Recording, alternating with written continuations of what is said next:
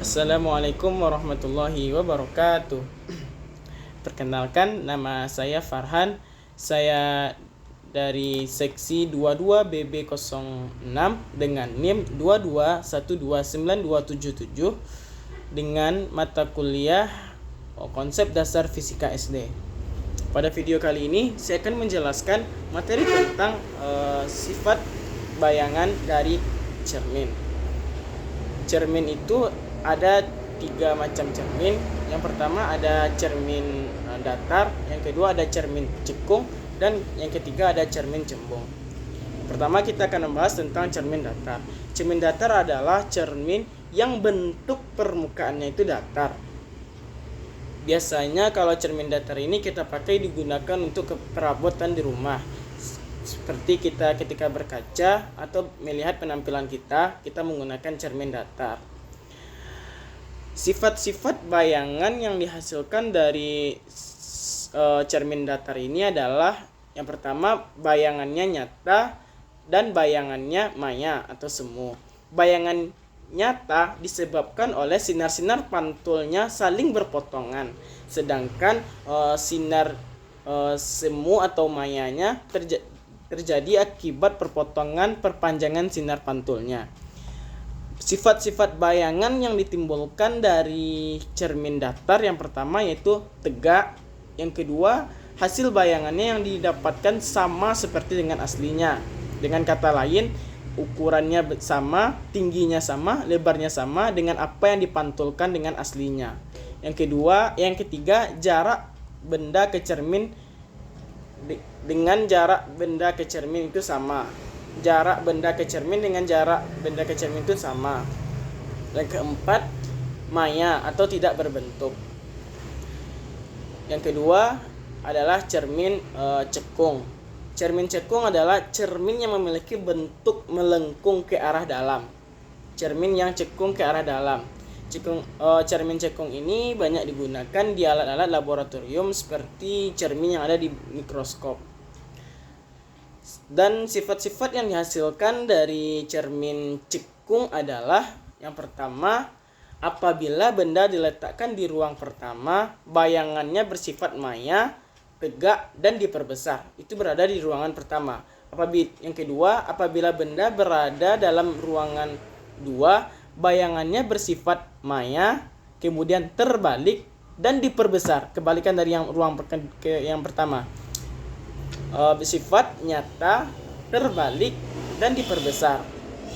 Yang ketiga, apabila benda diletakkan di ruang ketiga, bayangannya akan bersifat nyata, terbalik, dan diperkecil.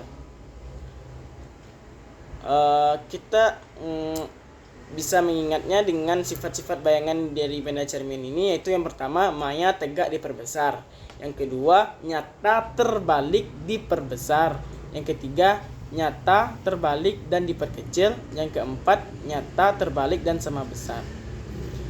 Materi yang ketiga itu sifat-sifat bayangan pada cermin cembung. Cermin cembung adalah cermin yang memiliki lengkungannya itu ke arah luar. Dengan kata lain, kebalikan dari cermin cembung yang arahnya ke dalam. Kalau cekung ke dalam, kalau cembung keluar arahnya. Biasanya ini digunakan seperti kaca spion kendaraan, kaca pembesar, dan ada cermin di tikungan jalan, itu menggunakan cermin cembung. Sifat-sifat yang terjadi pada bayangan cermin cembung adalah yang pertama yaitu tegak, yang kedua diperkecil, yang ketiga maya atau bayangannya tidak berbentuk pada layar. Berikut ada contoh-contoh soal dari cermin. Yang pertama ada contoh soal dari cermin cekung.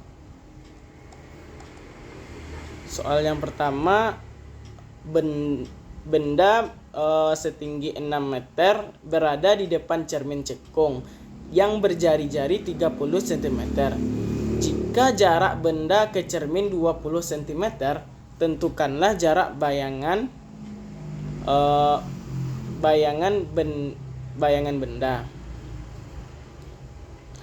Nah, kalau melihat cara mencari jarak bayangannya itu menggunakan rumus 1/F sama dengan 1/S ditambah 1/S aksen.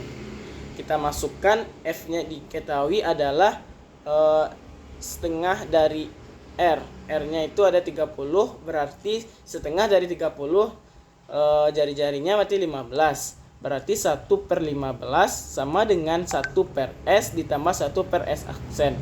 1/S di sini adalah S-nya itu jaraknya 20 cm. Jarak benda ke cermin. Berarti 1/20 ditambah 1/S aksen.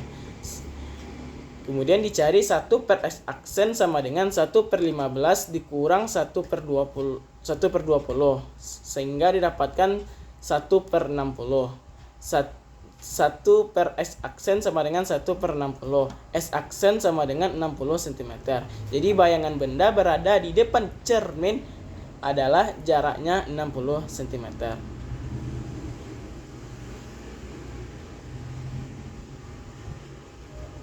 Baiklah, hanya itu materi yang dapat saya sampaikan pada pembelajaran kali ini mengenai tentang sifat-sifat cermin dan pembahasan soalnya.